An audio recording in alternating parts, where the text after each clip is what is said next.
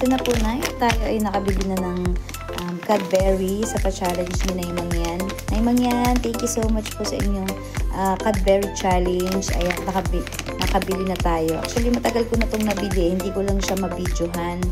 Kaya, ayan. So, ngayon ay ibidyohan na natin.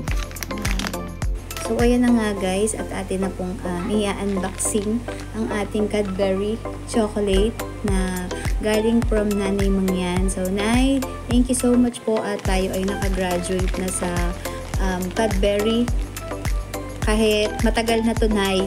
Ngayon ko pa lang talaga siya maa-upload. So, sorry na, Nay. Sorry na. Sorry na po agad.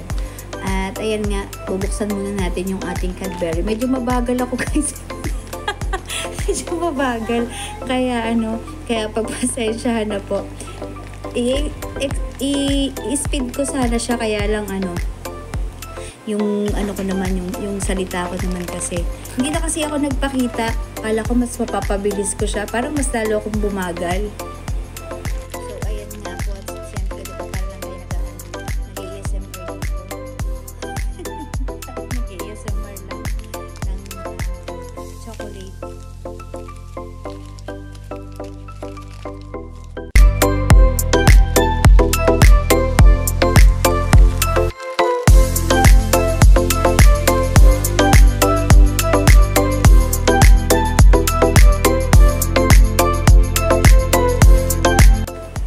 So, syempre, after natin yung i-ASMR, hindi pwedeng hindi tayo titikim.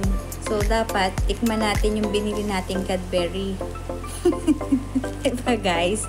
Kaya lang hindi natin yan mauubos kasi syempre, sobrang tamis niyan. So, titikman lang natin siya muna. Ayan. So, ang sarap niya, guys. Sarap ng Cadbury. So, ayan lang po. Thank you so much again, Nay, for your Cadbury. God bless you, Nay. Love, love po. Bye, guys!